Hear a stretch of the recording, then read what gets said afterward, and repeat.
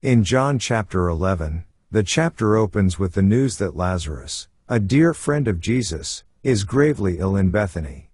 His sisters, Mary and Martha, send word to Jesus, hoping he will come and heal him.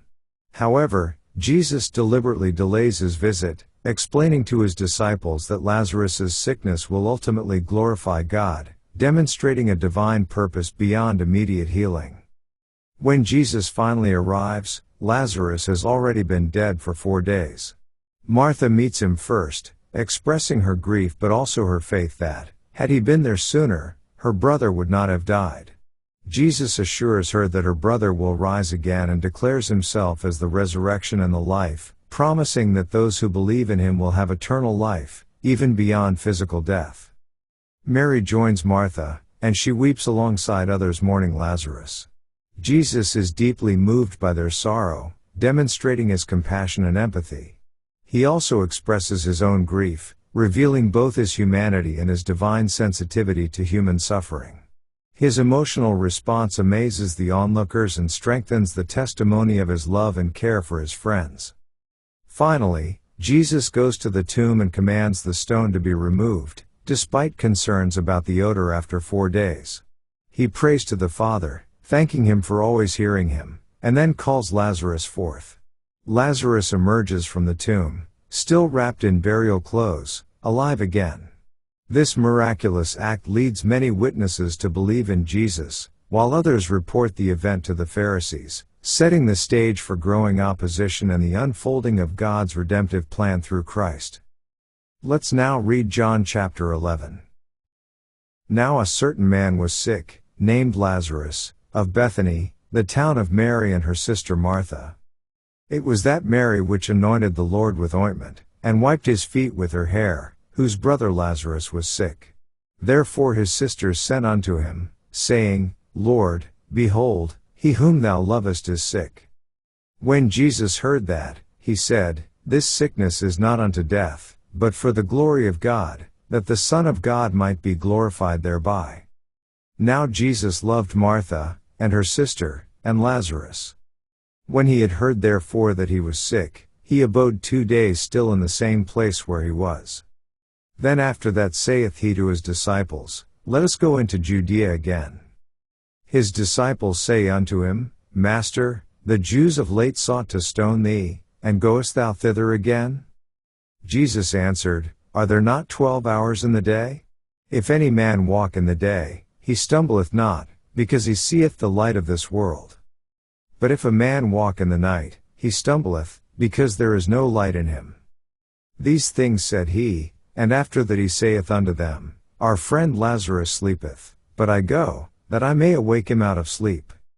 Then said his disciples, Lord, if he sleep, he shall do well. Howbeit Jesus spake of his death, but they thought that he had spoken of taking of rest in sleep. Then said Jesus unto them plainly, Lazarus is dead.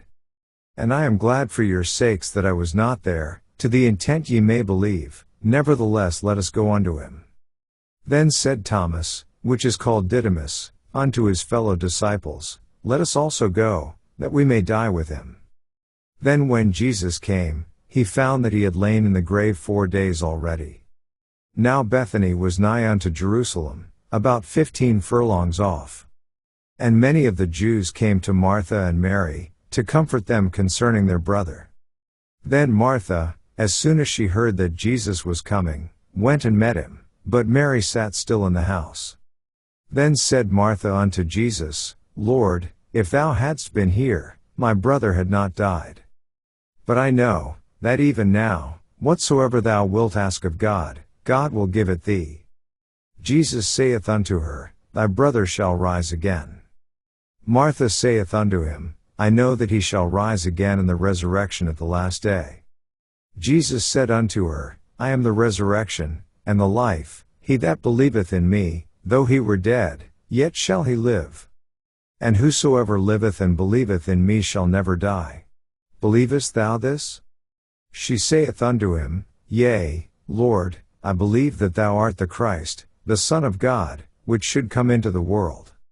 And when she had so said, she went her way, and called Mary her sister secretly, saying, The the Master is come, and calleth for thee.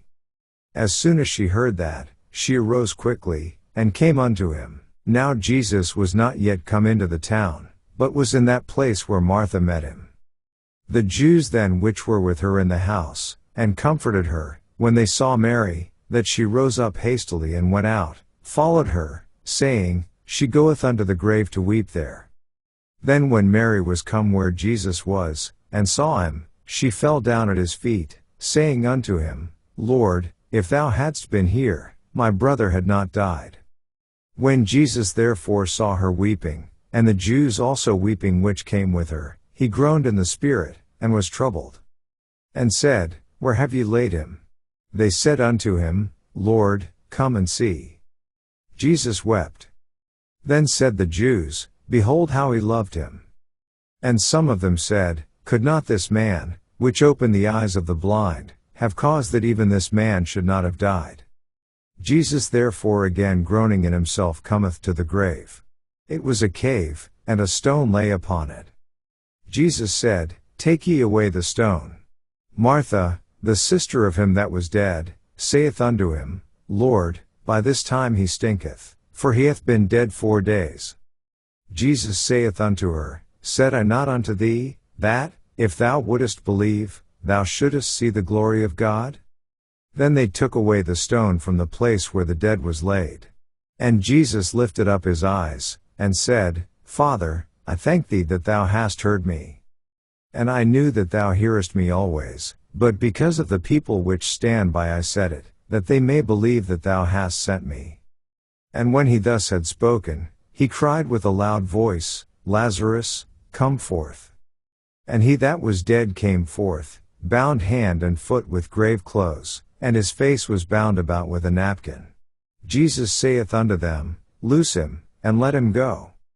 Then many of the Jews which came to Mary, and had seen the things which Jesus did, believed on him. But some of them went their ways to the Pharisees, and told them what things Jesus had done. Then gathered the chief priests and the Pharisees a council, and said, What do we? For this man doeth many miracles. If we let him thus alone, all men will believe on him, and the Romans shall come and take away both our place and nation. And one of them, named Caiaphas, being the high priest that same year, said unto them, Ye know nothing at all. Nor consider that it is expedient for us, that one man should die for the people, and that the whole nation perish not. And this spake he not of himself, but being high priest that year, he prophesied that Jesus should die for that nation. And not for that nation only, but that also he should gather together in one the children of God that were scattered abroad. Then from that day forth they took counsel together for to put him to death. Jesus therefore walked no more openly among the Jews, but went thence unto a country near to the wilderness, into a city called Ephraim, and there continued with his disciples. And the Jews' Passover was nigh at hand, and many went out of the country up to Jerusalem before the Passover, to purify themselves. Then sought they for Jesus, and spake among themselves, as they stood in the temple, What think ye, that he will not come to the feast? Now both the chief priests and the Pharisees had given a commandment, that, if any man knew where he were, he should show it, that they might take him. This ends our reading of John chapter 11.